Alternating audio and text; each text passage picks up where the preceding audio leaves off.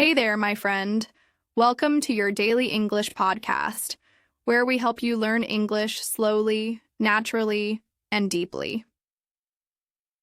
Tonight's story is more than just words. It's a gentle way to relax your mind, grow your vocabulary, and feel emotionally connected, all while learning English through real-life reflection. So whether you're already tucked into bed or just winding down from the day, this story will help you improve your listening skills, expand your English, and feel inspired, without stress, without grammar drills, just peaceful learning through emotion and rhythm. Breathe in and let the story begin. The shoes were too big for him, but he wore them anyway. He had no other pair. They flopped when he walked. He tripped sometimes. The soles were worn thin. The laces were mismatched. But to him, they were still shoes. They were his. In the quiet corner of a dusty village, the boy walked barefoot more than he walked in them. He took them off when the ground was dry. He saved them for rainy days, for school days, for moments that mattered, and somehow they mattered more to someone else. One afternoon, he saw a smaller boy sitting alone near the school gates. No shoes, just feet, scraped, muddy, tired. The boy didn't speak. He just looked down. The older boy sat next to him. No words, just silence. Then slowly, he untied his two big shoes and gave them away. The younger boy's eyes widened. He tried to say no, but the older one shook his head. "They don't fit me anyway." He smiled, the kind of smile that says, "This is yours now." Then he walked away, barefoot. No audience, no applause, no one even noticed, except one person. Years passed. That younger boy grew, moved, learned, became someone no one expected. But he never forgot the moment someone gave up their only pair of shoes, just so he wouldn't feel small. And one rainy evening, in a city far from that dusty road, their paths crossed again, not by chance, but by grace. Because kindness like that, quiet, invisible, and brave, never disappears. It just waits for the right time to return. Let's go back. Let's walk that road again, slowly, step by step, so you can feel what it means. To give when you have nothing left to give, to love when nobody's watching, to change someone's life by giving away something that didn't even fit you. He didn't know his name, didn't know where he came from or what his life looked like outside the school gates, but he remembered the way the boy looked at his feet, the way he curled his toes into the dirt to hide them, the way shame made him smaller than he already was. The older boy had grown up with very little, but somehow even less felt like enough when you were used to going without. He had learned early how to stitch up holes with thread too weak to hold. He had learned how to press his shoes against hot coals to dry them faster. And he had learned most of all that there was no shame in being poor, only in pretending you couldn't still be kind. So when he saw the smaller boy's feet and the ache in his face, the decision didn't take long. He sat beside him. No big speech, no advice, just presence. Then he took off the shoes. They were battered. They were loose. They weren't beautiful, but they were something, and to a child with nothing, something is everything. The younger boy stared at them like they were gold, and when he finally slipped them on, 2 sizes too big, he looked taller. Not because he stood up straight, but because someone had seen him. Someone had given him dignity. The older boy walked home barefoot. The ground was hot, sharp, unforgiving. But his heart had never been lighter. He didn't tell anyone what he did. He didn't need to, because the moment itself had already filled him in a way food couldn't. In a way attention never would. And the boy, the one who received the shoes, he never forgot that walk home. He remembered the way the shoes flopped a little when he stepped. He remembered how they made him feel warm, even on cold mornings, and more than anything, he remembered what it meant to be given something without being asked for anything in return. Time doesn't ask for permission. It just moves. Seasons changed. Faces changed. The village got older. And so did the boys. The one who gave the shoes? He kept walking barefoot on many days. He grew strong. Not because life was kind, but because life demanded it. He worked in the fields with his father. He studied at night under a single light bulb. He stitched his own sandals from scraps. And sometimes, he missed those old shoes, not because they were comfortable, not because they were valuable, but because of what they represented. They were the last thing he gave away without hesitation, before the world taught him to count the cost. The younger boy? He moved away with his uncle not long after that day. New town, new school, new shoes. But he kept the old ones. For years, he tucked them under his bed like a secret. Not because he needed them, but because they reminded him of something bigger. Not just kindness, but identity. The kind of gift that rewires your understanding of who you are. He remembered thinking, if someone with nothing would still choose to give, then maybe I'm worth more than I thought. That idea, small and silent, lodged itself deep inside him. It shaped how he listened, how he treated others, how he walked through life. Because that's what true kindness does. It doesn't just change your moment, it changes your memory. Years passed, and both boys became men. One struggled, the other succeeded. But both carried the same moment. One in his heart, the other in a box under his bed. And one day, long after that village had faded from their paths, their stories found their way back to each other. It happened on a night soaked in rain, the kind that blurs the streetlights, the kind that quiets a busy city and makes it feel like everyone is walking through a memory.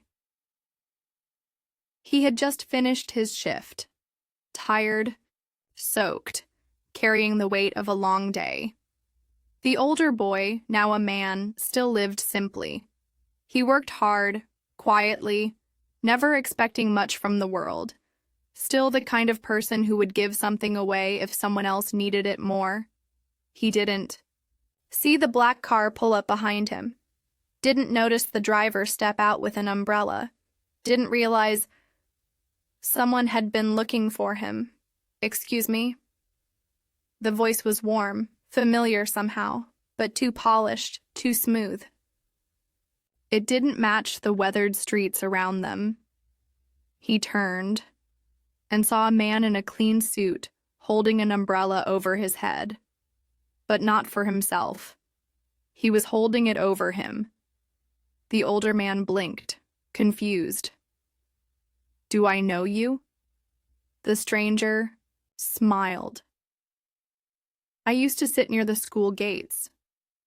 No shoes, just dirt on my feet." Silence. Then something shifted in his face. A softness. A recognition. A memory returned from a lifetime ago. Those shoes. The stranger nodded. They didn't fit me either, but I wore them until they broke. Neither of them spoke for a moment. The rain filled the space between them. Then the younger man reached into the car and pulled out a small wooden box. Inside were those same shoes, torn, faded, and wrapped in cloth. I kept them, he said, because they reminded me who I wanted to become. The older man stared, not just at the shoes, but at the life in front of him. Successful, kind, grateful, the kind of man the world notices now. And yet, here he was, still honoring a moment no one else had seen. I've been looking for you, the younger man continued. I wanted to thank you, but not with words. He didn't know what to say. For a moment, the older man stood frozen, not by the cold, not by the rain, but by the feeling that something he had forgotten had never forgotten him. He looked down at the shoes in the box. Old, broken, useless now, but carried like treasure. I don't need anything, he finally whispered. I know, the younger man replied.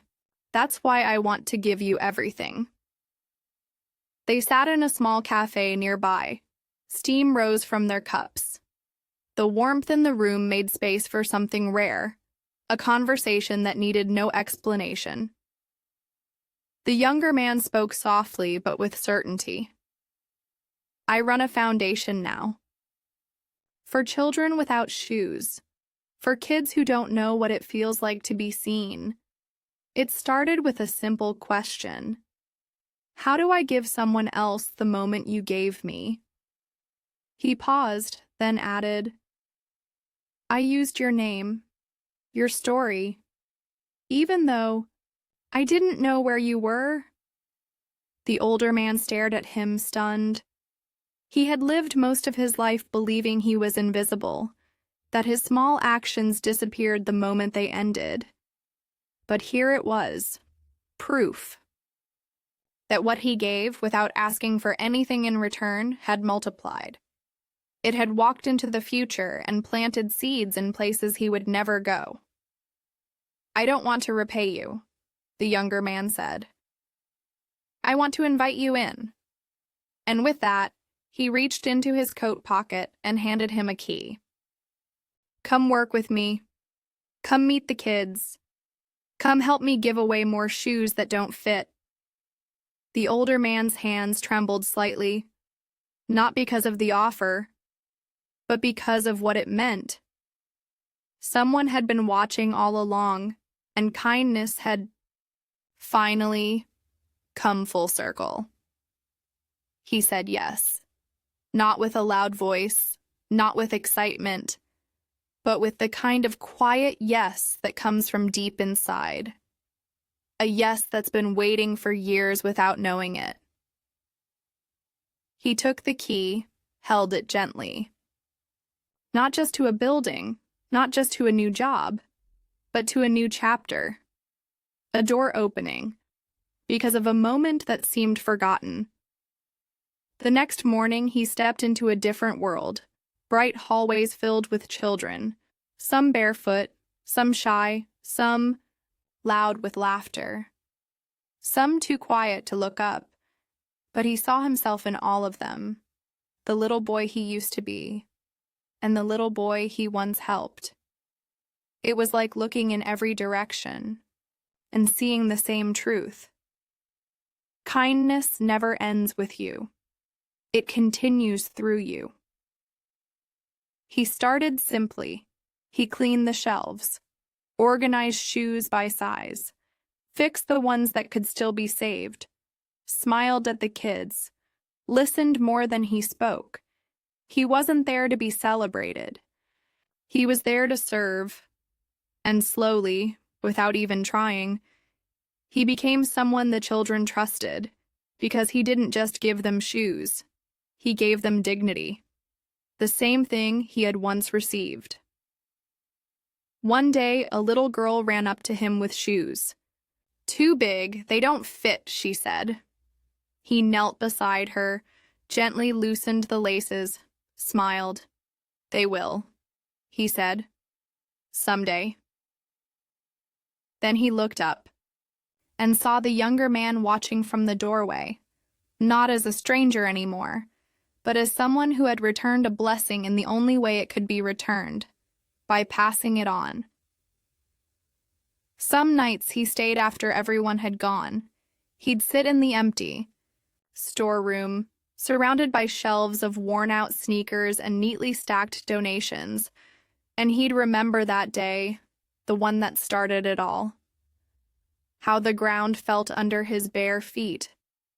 How heavy the silence was between him and the boy. How light he felt after giving the shoes away. He had no idea that one simple act, one small moment of invisible kindness, would ripple through time like this. No one teaches you that. No one says, "Be kind now, because it will echo later." You just give because something in you knows it's right. He thought about his own past. How he had grown up believing his life might always be small, always hard, always quiet. He had never expected to matter. Not really. Not in the way that changes other people. But here he was, sitting in a room filled with proof that he did. Shoes. Hundreds of them. Big ones. Small ones. New ones. Donated ones. All lined up, ready to walk into someone else's future. And every single pair carried a whisper of the boy he used to be. Sometimes he wondered, what if I had kept the shoes? What if I had walked past that boy? What if I had stayed silent? And the answer always came back clear and strong. Then none of this would exist. Not the foundation, not the jobs, not the shoes, not the hope. Because real kindness doesn't just fix one moment. It opens the door to many. He was tying shoelaces when it happened. A little boy, maybe 7 or 8, stood by the corner shelf, holding a pair of shoes with both hands. His shirt was torn, his eyes were quiet, and his feet were bare. Just like before. Just like him. The man walked over, slowly, kneeled down, met the boy's eyes. "Do they fit?" he asked gently. The boy shook his head. "They're too big." He smiled softly. "Good. That means you'll grow into them." The boy didn't say much, just nodded. Then, before walking away, he whispered, "Thank you." And in that moment, time folded, like everything had come back around. Like that one thank you was connected to the one he never got, years ago. And it didn't matter anymore. Because now, it was complete, a full circle. From giving the shoes away to helping hundreds of children wear theirs with pride. The man stood there after the boy had gone, holding the empty box the shoes had come from, and he whispered something to himself. "I get it now. Kindness is never about being remembered. It's about remembering who you are.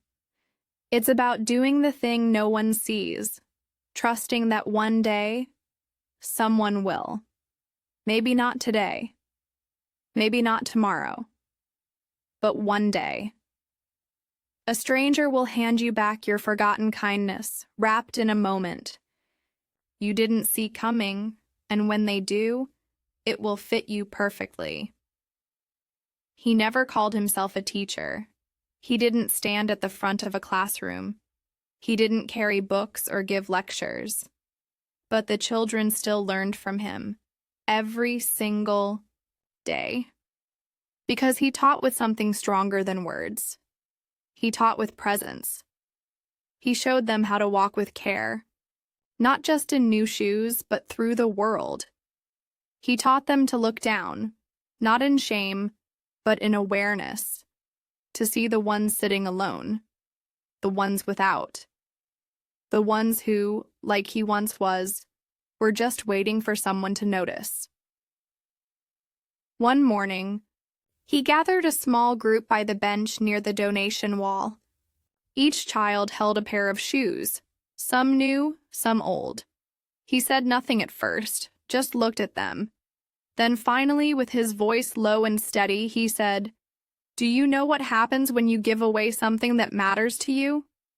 They shook their heads. "You make space," he said. "Space inside you. Space for something better. Something lighter. Something that stays long after the shoes are gone." The children listened. Some didn't fully understand yet. But they would. One day, when they had something to give, and someone to give it to. That's how he taught. Not through rules or repetition, but through reminders that every act of kindness, no matter how small, builds something bigger than the person giving it. And the beauty, you don't always get to see what you built. But if you're lucky, someone shows you one day, like a gift you forgot you left behind. It happened on a day he didn't expect. A banner, a microphone, a gathering of people, some from the city, some from the village, cameras, reporters, smiles. They called it an honoring ceremony. They said it was long overdue, that the man who had started it all deserved to be celebrated. He stood in front of the crowd, uncomfortable in his clean shirt. The spotlight felt too bright, the attention too loud. He didn't like being seen this way, as a symbol, because he never did it to be known. He did it because the moment had asked for his kindness, and he said yes. But now they were all waiting for him to speak, to tell his story. So he stepped up, slowly, gently, and he looked straight at the children in the front row, the ones with new shoes, the ones who had once come in barefoot. He smiled, and then he said, "This isn't about me." The crowd went silent. "I gave away a pair of shoes once." That's true. But what matters isn't the giving. It's what that giving turned into.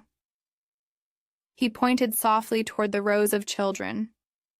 It turned into them, into their laughter, their confidence, their future. He looked around.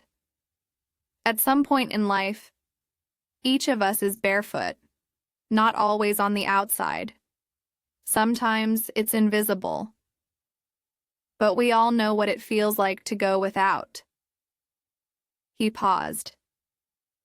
And when someone notices, when someone offers what little they have, that's not charity. That's love. He stepped back. No applause yet, just quiet. Then a child stood. Then another, and another. And soon, the whole room was on its feet, not for the speech, but for the truth behind it, because they knew.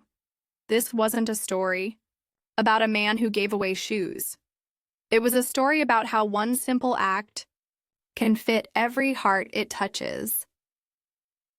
He never asked to leave a legacy. He just wanted to help the next child walk a little easier. But legacy doesn't wait for permission. It grows, quietly, behind your back, in the hearts of those you've touched. It lives in the way a child looks in the mirror and smiles because, finally, they feel seen. It lives in the way one girl helps another tie her laces without being asked. It lives in the small hands that hold a donation box at the gate every Friday asking not for money, but for stories, because these children learned something you can't teach in textbooks, that love travels in silence. And kindness always finds its way home. Years passed, children grew, some left, some stayed. But all of them carried a piece of his story, not just the shoes, not just the speech, but the feeling.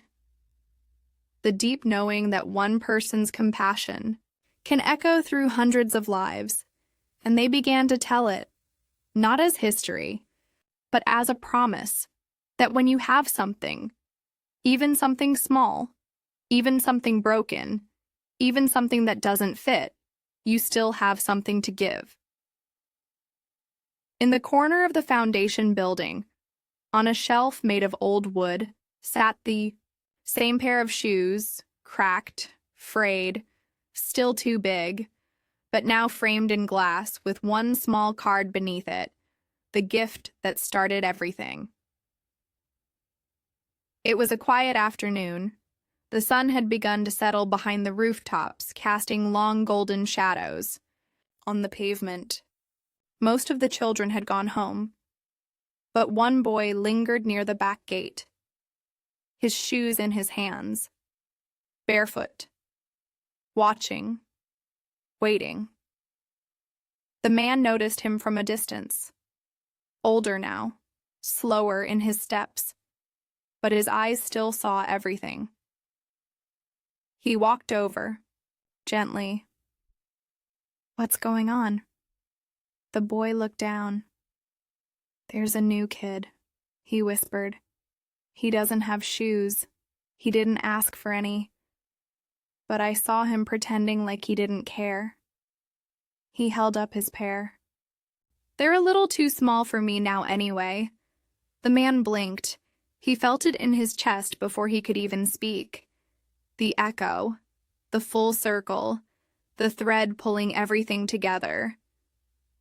"You sure?" he asked. The boy nodded, firm.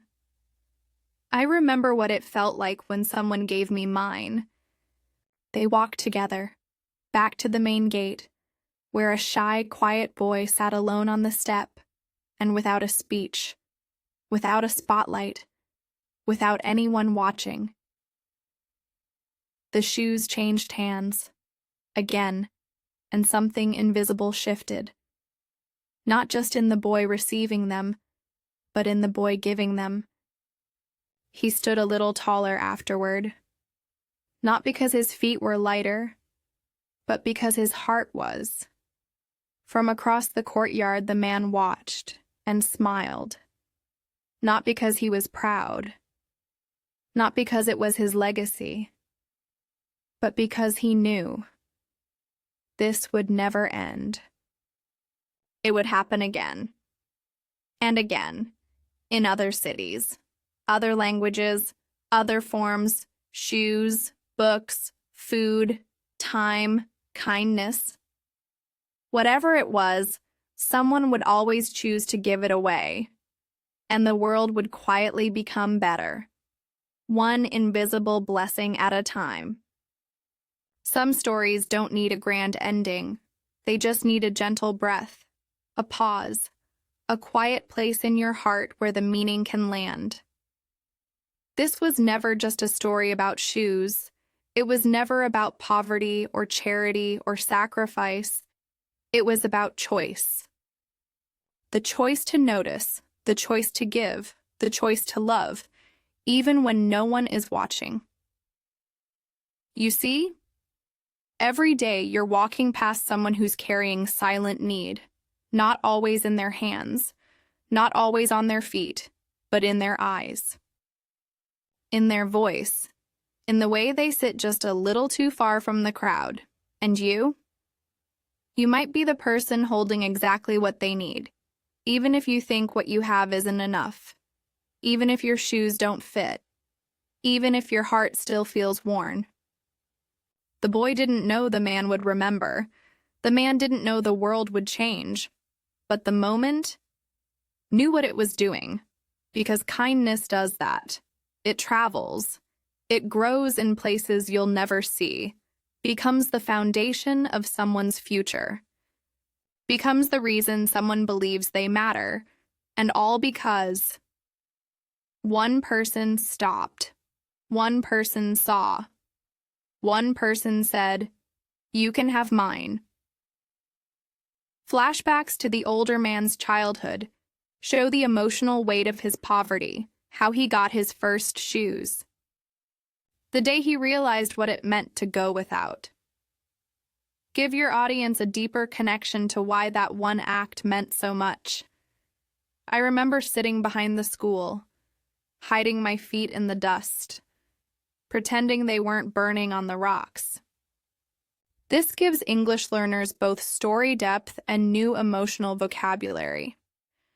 Weaving in English vocabulary with reflection between story parts, gently reflect in simple English. In English, when we say walk in someone's shoes, we mean to feel their pain, to understand their life. Let's learn a new word, compassion. It means caring, even when you don't have to. This makes it educational without interrupting the emotional flow. Silent kindness. Stories from other characters introduce parallel short stories. Like a teacher who gave pencils to every child but never kept one for herself. Or a girl who saved her lunch to share with someone who didn't eat. All subtle, all connected to invisible kindness. These mini-stories can tie back to the main story and theme. We never know how far kindness travels. It might pass through hands, hearts, even generations. 4 years later, he meets a mother, a scene where a mother comes to thank him. "You gave shoes to my son, but more than that, you gave him belief." It adds emotional weight and makes the story larger than just two people. Emotional vocabulary. Expansion moments in story form. Softly explain these words inside the story.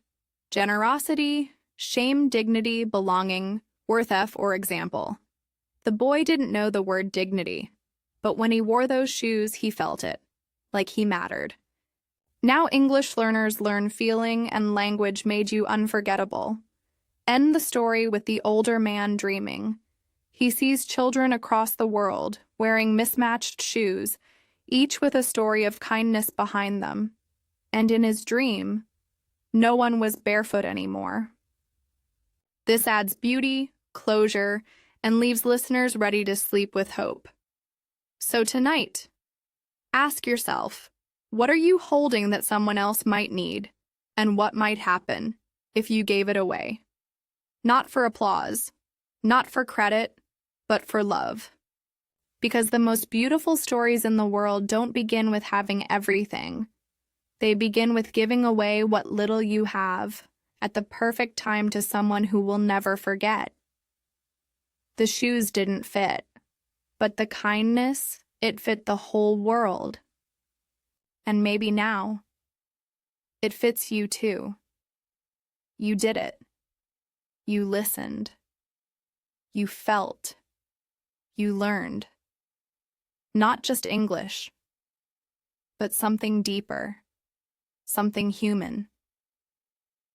This is how your English grows.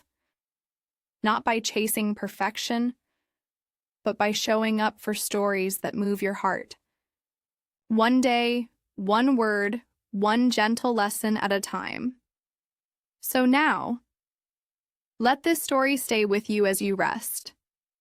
Let it echo softly in your thoughts as you drift off to sleep.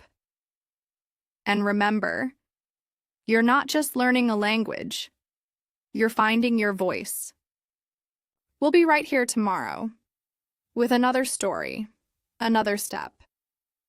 Until then, sleep well and keep growing. Hello, my friend. Are you asleep yet? If not, good. Because tonight, we're not drifting off into just any story. We're stepping into a truth most people avoid. A truth that stares you in the mirror and asks you to choose excuses or results. So, if you're still awake, if your mind is still turning, then this moment is for you. Let's talk honestly. Let's grow deeply. And let's move together into a new story. The one where you stop lying to yourself and start becoming who you were always meant to be. Breathe in, get still, and let's begin. You have a choice, right now, in this moment. You can keep making excuses or you can start making results, but you don't get to have both. You can't be the person who says, I want change, while doing the same things every day that keep you exactly where you are. You can't want success and worship comfort at the same time. That's not how this works. That's not how life rewards you. And let's be real. You know when you're lying to yourself. You feel it. That tight feeling in your chest when you say, I'll start tomorrow. That quiet guilt when you scroll past your own potential. That sick little voice that says, you're tired, you've done enough. When deep down, you know you haven't. We all do it. We all lie to ourselves sometimes. But if you're not willing to call it out, if you're not ready to stop protecting your own weakness, then don't expect to grow. Because comfort is a cage. And excuses are the bars. Every time you lie to yourself, you lose a little trust. Not from others, from you. You stop believing your own words. You stop taking your own dreams seriously. You start living in a fog where you say things like, I just need a little more time. I'm waiting for the right moment. I'll get back on track soon. But let's be honest. You're not waiting. You're avoiding. You're protecting the version of you that's afraid to be uncomfortable. And here's the truth you don't want to hear. If you keep protecting your comfort, you'll never meet your potential. Because your potential lives on the other side of hard work, discipline, sacrifice, and showing up even when it sucks. Look around your life.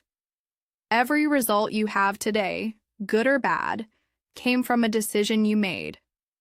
No one forced you to stay up scrolling. No one forced you to skip your goals. No one made you stay small, stay safe, stay quiet. That was you. And I say this not to hurt you, but to free you. Because if you created your current reality, then you can also create a better one. But not until you stop lying. Not until you stop saying, I don't have time when you know you waste it. Not until you stop saying, I'm just not motivated when you haven't earned motivation. Not until you stop saying, it's too late when you haven't even tried yet. You don't need nicer words. You need the truth, the raw kind. The kind that hurts a little, because it's the only kind that finally wakes you up. Comfort is seductive. It whispers things like, take it easy. You've done enough. Don't push too hard, and it feels good. Of course it does. That's why it's dangerous. Because comfort doesn't care if you grow. Comfort doesn't care if you reach your goals. Comfort only cares that you stay exactly where you are. And for a while, you convince yourself that's okay. But deep down, you feel it. The restlessness, the regret, the ache of a dream you're not chasing because there's another voice inside you. One that doesn't want comfort. It wants growth, and growth feels like pain. Growth is waking up earlier than you want to. It's doing the work when no one's clapping. It's sacrificing pleasure now for purpose later.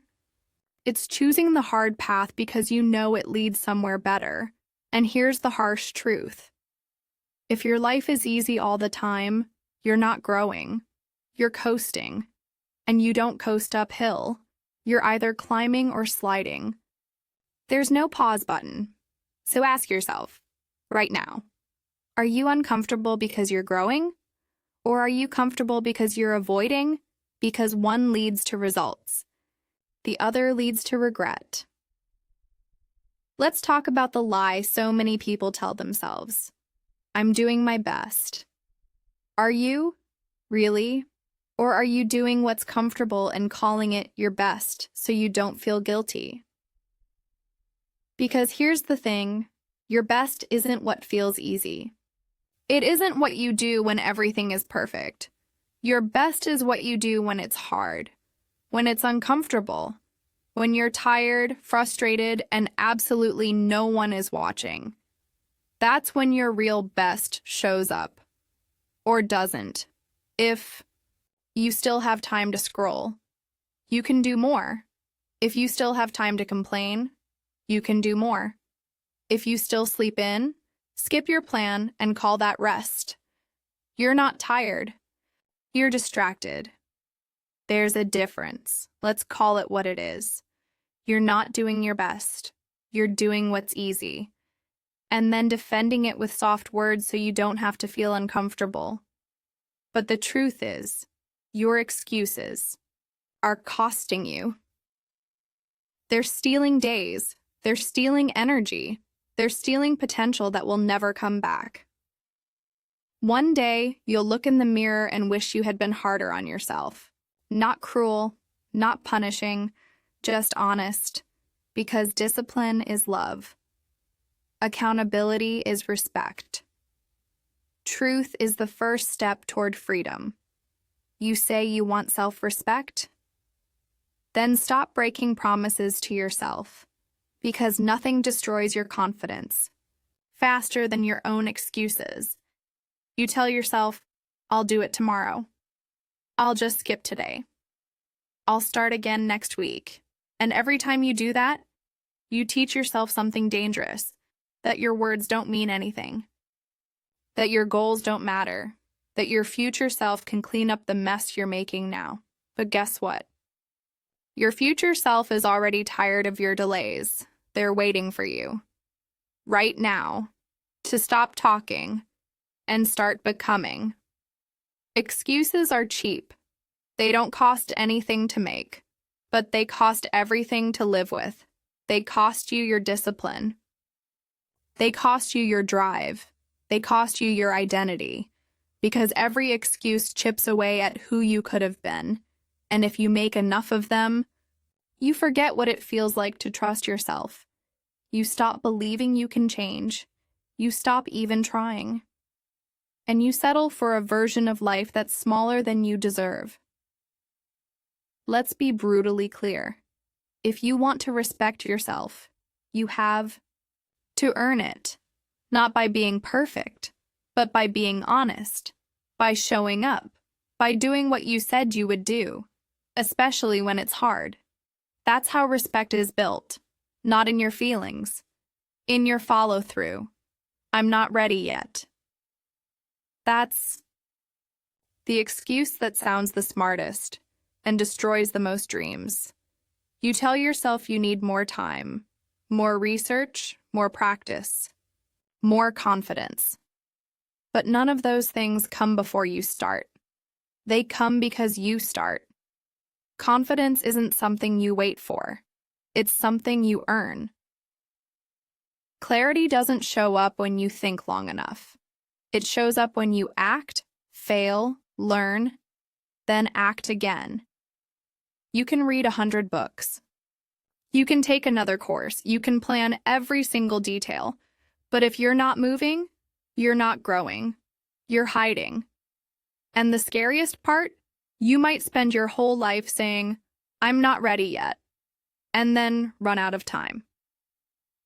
People don't regret failing. They regret waiting, waiting for perfect, waiting for permission, waiting for signs.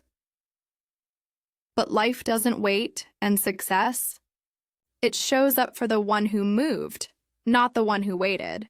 So next time your mind says, I'm not ready, say this instead, I'll learn as I go. Because done is better than perfect. Because forward is better than frozen. Because showing up, even scared, is how you become the kind of person who doesn't need excuses anymore. You want results? Then get ready for boredom. Because greatness doesn't show up in fireworks. It shows up in repetition. In the early mornings, when no one's clapping. In the late nights when no one sees, it shows up when you do the same hard thing, over and over and over, without applause, without excitement, without instant reward. That's where greatness lives. It's not built on motivation, it's built on discipline. The kind that says, I'll do it anyway. Even when it's boring. Even when it's uncomfortable. Even when your mind begs for distraction. Because results don't come from doing what's exciting. They come from doing what's required. Think of any champion, any success story, any legend. Behind all the praise is routine, repetition, relentless focus on the basics. It's not magic. It's not talent. It's consistency. And most people will never get there. Not because they're not capable, but because they get bored and quit. They want fireworks, but they're not willing to light the match every single day. So if your journey feels boring right now, good. That means you're doing it right. Because the ones who win aren't the ones who feel excited every day. They're the ones who show up anyway. Let's talk about pain, because either way, you're going to feel it. But you get to choose temporary discomfort or permanent regret. Waking up early, that's pain. Putting in extra hours, that's pain. Pushing through self-doubt, that's pain. But it's the kind of pain that builds something. It strengthens your mind. It sharpens your focus. It brings you results. Now compare that to the pain of regret.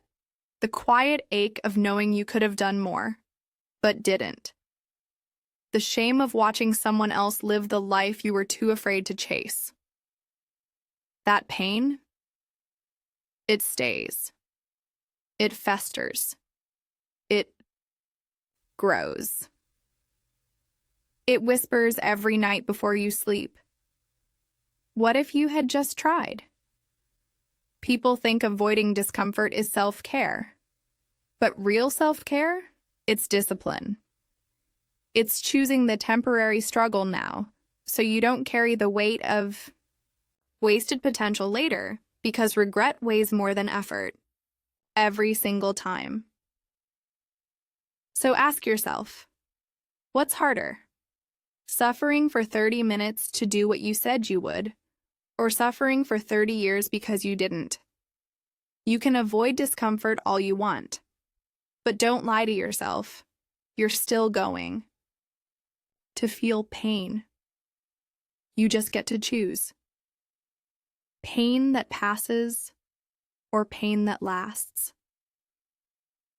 Every excuse you make is shaping your identity, not just your habits, not just your results.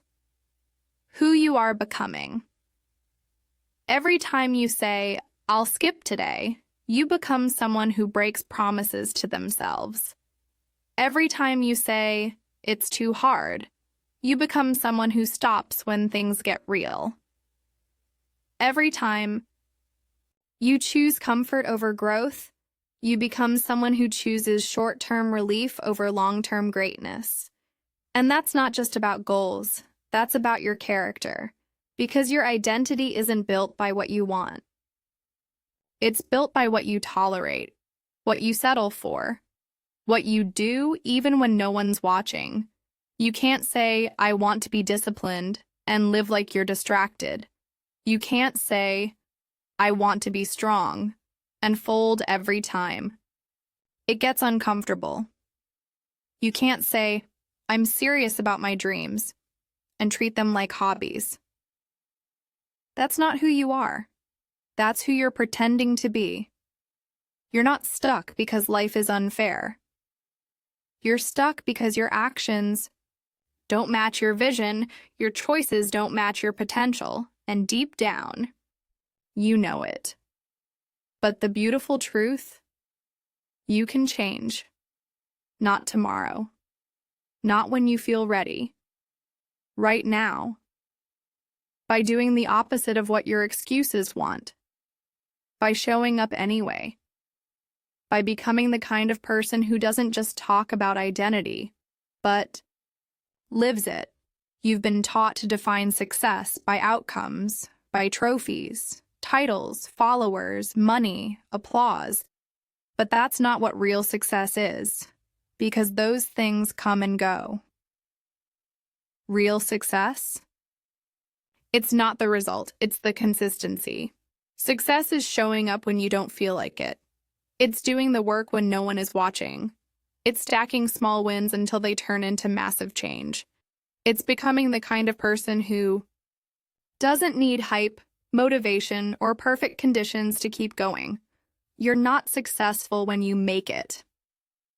You're successful when you stop quitting, when you stop negotiating with your excuses, when you build discipline so strong it becomes your default.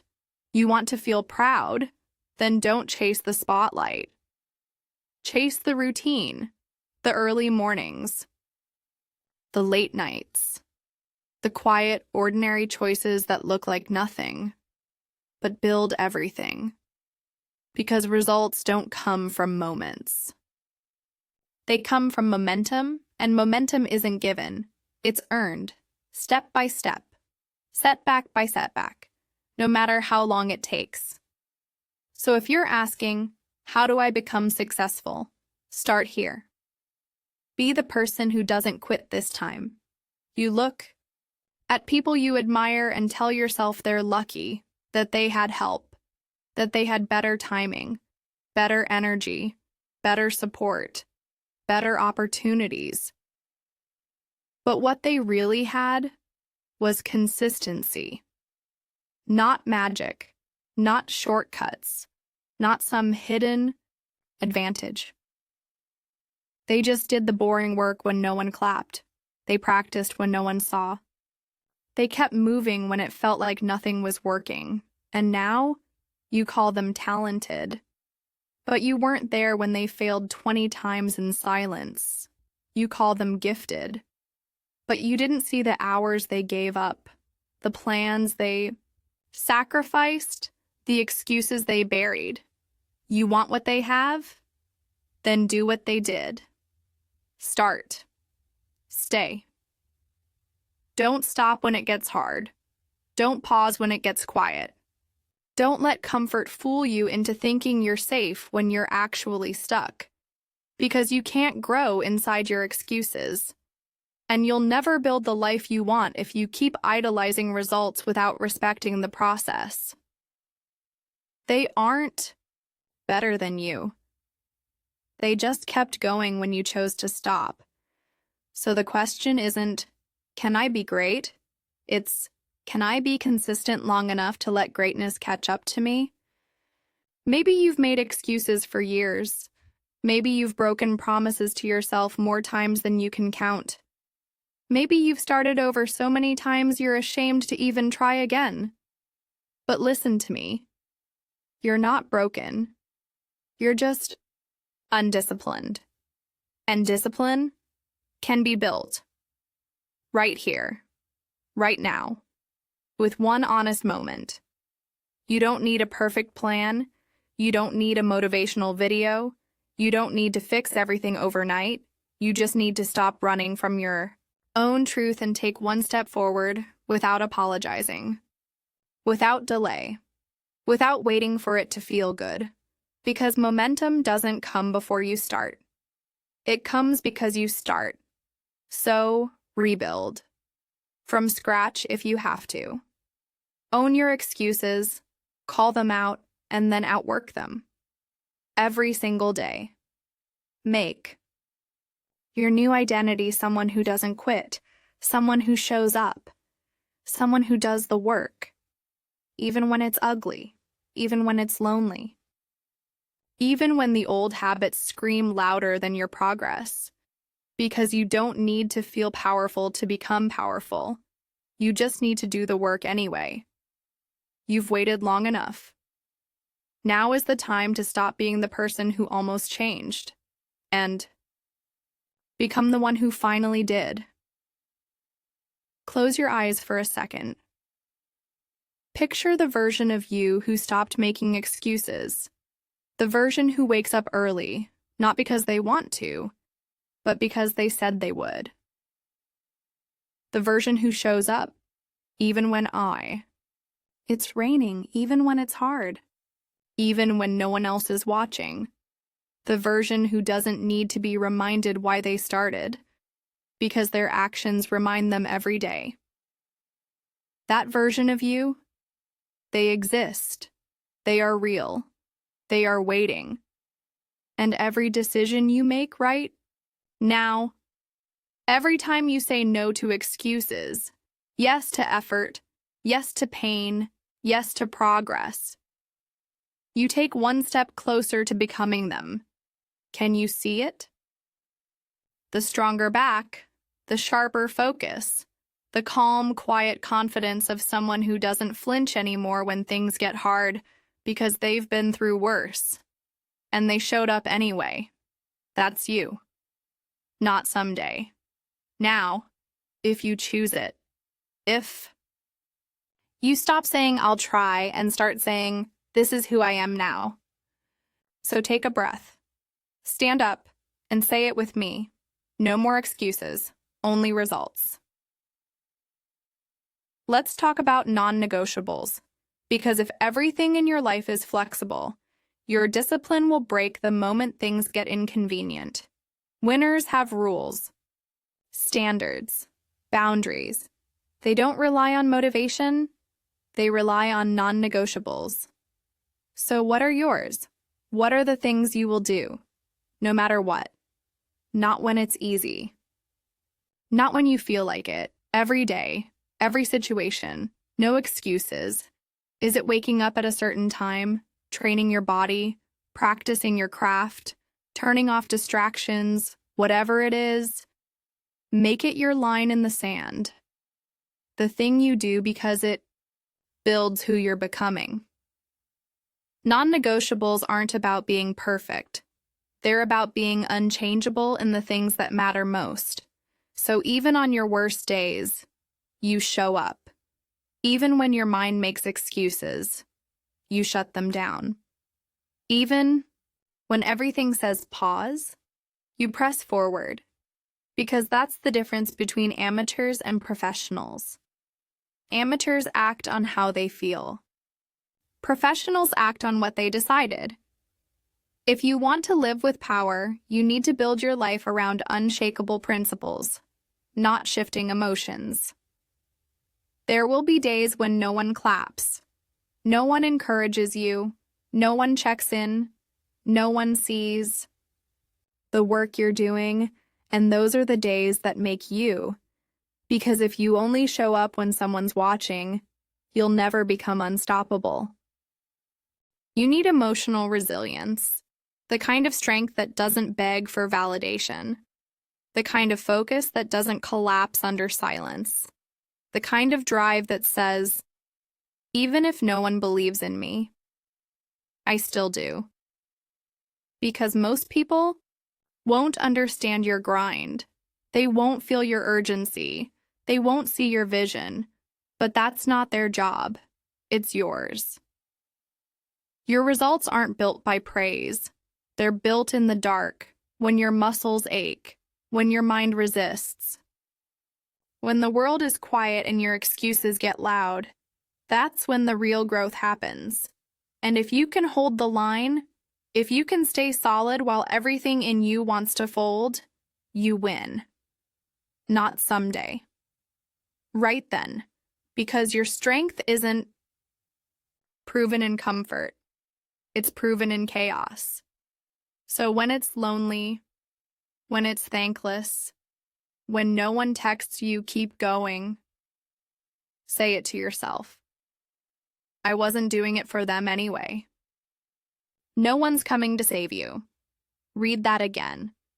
No mentor, no coach, no perfect opportunity, no miracle, just you. And for some people, that sounds scary. But for you, that should sound powerful. Because if no one is coming to rescue you, then you get to stop waiting. You get to stop blaming. You get to stop outsourcing your potential to people who don't even know what you're capable of. You are the plan. You are the discipline. You are the push. You are the comeback story. And the moment you accept that, you get your power back. You stop expecting the world to hand you a shortcut and you start paving your own path. Brick by brick, day by day, excuse by excuse, destroyed by truth. Yes, it's heavy. Yes, it's hard, but it's also yours. No more waiting to be chosen. No more hoping someone will notice your potential. You notice it. You believe in it. You prove it. Every single day. Because your life doesn't change when someone saves you. It is changes when you save yourself. There's a voice inside you. You know the one. The one that says, you're not ready. You're not good enough. Who do you think you are? That voice? It's not truth. It's fear. It's every excuse you've ever believed masquerading as logic. But here's the thing. You don't have to obey it. Your thoughts are not your commands. They're suggestions. And most of them are coming from the part of you that wants comfort, not greatness. So when your mind whispers doubt, you whisper back, watch me. Because your inner critic only has one goal, to keep you safe, to keep you still, to protect you from failure by convincing you to never try at all. But that voice doesn't get to run your life anymore. You do. You are not your fears. You are not your failures. You are not your past. You are your choices, and you choose what comes next. Every time you override that voice, you get stronger. Every time you act anyway, you gain momentum. Every time you say, I hear you, but I'm going anyway, you reclaim power. And one day, you'll look back, and that voice will be quiet. Not because it disappeared, but because you stopped feeding it. Your environment isn't just the room you're in. It's the mind you live in, and if your mind is filled with doubt, distraction, negativity, and comfort-seeking thoughts, then it doesn't matter what's outside you. You'll sabotage everything from the inside. Success doesn't start in your bank account. It doesn't start in your schedule. It starts in your mind. You want better results? Build a better internal environment. That means discipline over drama, focus over feelings, responsibility over blame. It means waking up and deciding, my mind is a space for strategy, not sabotage. No more room for the mental junk that keeps you slow, soft, and stuck. So how do you build that kind of mind? You guard it. You program it. You clean it up daily, what you listen to, what you tell yourself, what you tolerate. Everything you allow and shapes what comes out. Garbage in, garbage out. But strength in, strength out. Most people spend more time cleaning their phone screen than they do cleaning their inner world. And that's why their goals never grow. Because a dirty mindset kills every opportunity it touches. So from this day on, you protect your mental environment like your future depends on it. Because it does. You keep waiting for motivation, but motivation is a no-show. It doesn't come when you need it most. It's like a friend who always shows up late, if it shows up at all. So stop waiting for motivation. Start building momentum. And how do you build it? Small wins. Every day. No matter what. You don't need a miracle. You don't need a breakthrough. You need to win the next 5 minutes. That's it. Wake up when you said you would. Drink the water. Put your phone down. Start the workout. Write the paragraph. Follow through on one promise, and then stack the next one, and the next, and the next. That's how unstoppable people are made. Not in one big leap, but in tiny victories that no one sees but you. And those tiny wins, they compound. They build confidence. They build belief. They build a track record of I show up. And after a while, you no longer need motivation, because now you have evidence that you keep going, evidence that you get it done, evidence that you're becoming the kind of person who doesn't just dream, they execute. This is your line in the sand. Right here, right now. No more halfway. No more kinda trying. No more going back to the version of you that needed excuses to feel okay. From this moment forward, you declare a new identity. You are a finisher. You are a doer. You are someone who shows up, regardless, and you burn the bridges behind you. Because going back, that's not an option anymore. The old you, the one who hit snooze, who started strong but faded fast, who quit when it got uncomfortable, that version of you has nothing left to offer your future. So let them go. Let the excuses die here. Let the softness fall away. Let the lies melt under the weight of your discipline. You don't need permission. You don't need approval. You don't need a perfect plan. You just need one bold decision. This is who I am now. No more bargaining. No more stalling. No more dipping your toe in the water of your potential. This is the moment you go all in. Not because it's easy. Not because you feel ready. But because you're done being ruled by the weaker version of yourself. Here it is. The moment you choose. Not with noise. Not with drama. But with quiet, ruthless clarity. Excuses are done. Comfort is no longer king. Discipline is the new standard. Results are the only language you speak now. No more hiding behind I'm tired. I don't know how. I'll do it later. Later is a lie. Tired is temporary. Fear is fuel. You don't owe the world explanations. You owe yourself execution. You are done waiting, done stalling, done being the person who almost did something great.